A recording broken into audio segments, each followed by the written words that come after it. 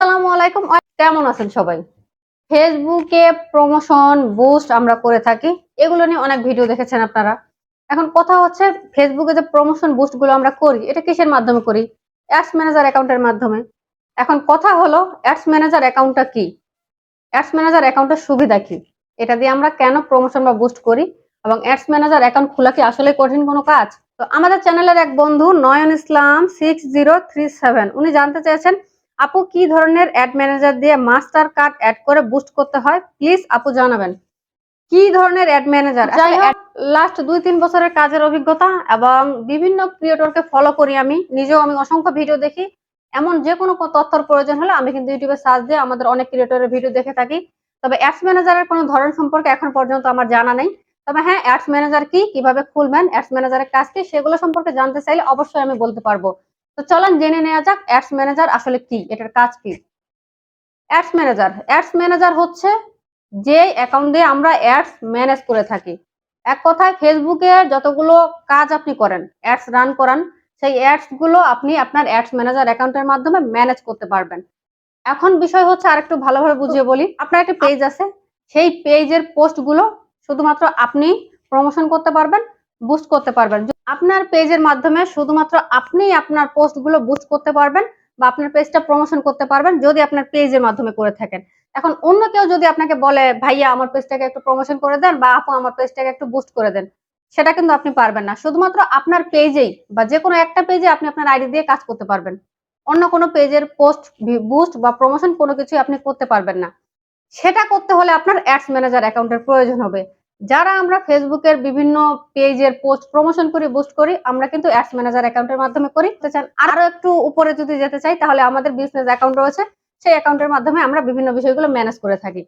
তাহলে অবশ্যই বুঝতে পারলেন যে অ্যাডস ম্যানেজার আসলে কি। অ্যাডস ম্যানেজার হচ্ছে ফেসবুকে যে সমস্ত অ্যাডস গুলো আমরা রান করাই, সেগুলো ম্যানেজ করাই হচ্ছে অ্যাডস ম্যানেজারের কাজ। তো সরাসরি আপনি আপনার পেজ থেকে যখন কোনো অ্যাডস রান করান, তখন সেখানকার যে ডিটেলস গুলো আপনি দেখতে পান, সেটা সে তুলনামূলক মানে ডিটেলস বিস্তারিত দেখতে হয়তো বা সমস্যা হতে পারে। সেক্ষেত্রে অ্যাডস ম্যানেজার অ্যাকাউন্ট দিয়ে যদি আপনি করেন, অ্যাডস ম্যানেজারের মধ্যে সমস্ত ডিটেলস আপনি পেয়ে যাবেন। কতগুলো ভিউস আসলো, কতজন মানুষ রিচ করলো, কতগুলো ইমপ্রেশন বাড়লো, কতগুলো এঙ্গেজমেন্ট বাড়লো, এবং কত পয়সা খরচ হলো, প্রতি লাইকের প্রতি কত পয়সা, কত সেন্ট খরচ হলো আপনার, বিস্তারিত এভরিথিং ডিটেলসে জানতে পারবেন অ্যাডস ম্যানেজার অ্যাকাউন্টের মাধ্যমে। এমনকি আপনার ১ বছরের আগের, ৬ মাস আগের যতগুলো অ্যাডস আপনি রান করেছেন, সমস্ত ডিটেলস কিন্তু আপনি অ্যাডস ম্যানেজার অ্যাকাউন্টের মাধ্যমে জানতে পারবেন। এটা হচ্ছে অ্যাডস ম্যানেজার অ্যাকাউন্টের সুবিধা। আপনি একসাথে একাধিক পেজের অ্যাডস রান করাতে পারবেন অ্যাডস ম্যানেজারের অ্যাকাউন্ট দিয়ে, এবং একসাথে অনেকগুলো পোস্ট প্রমোশন বা বুস্ট করতে পারবেন। তাতে কোনো সমস্যা নেই। আশা করি বুঝতে পেরেছেন। এ নিয়ে আর কোনো সমস্যা থাকলে অবশ্যই কমেন্ট করে জানাবেন যে কেউ। আর অ্যাডস ম্যানেজারের অ্যাকাউন্ট কিন্তু খোলা খুবই সহজ। তো যাই হোক, আরো একটু ভালোভাবে বোঝানোর জন্য স্ক্রিনটাকে একটু লক্ষ্য করুন। তো অ্যাডস ম্যানেজার অ্যাকাউন্টের বিষয়টা আরেকটু ভালোভাবে বোঝানোর জন্য আমি সরাসরি অ্যাডস ম্যানেজারে গিয়ে আপনাদেরকে একটু বুঝিয়ে দেওয়ার চেষ্টা করব যে অ্যাডস ম্যানেজারে আসলে উপকারিতাটা কি, কাজটা কি, বা অ্যাডস ম্যানেজার কিভাবে কাজ করে। এই যে দেখতে পাচ্ছেন আমার অ্যাডস ম্যানেজারের ইন্টারফেস, এখান থেকে আমি সমস্ত রকমের অ্যাড গুলো রান করে থাকি। এখানে যতগুলো অ্যাড আমি এই পর্যন্ত রান করেছি সবগুলো অ্যাড এখানে শো করছে।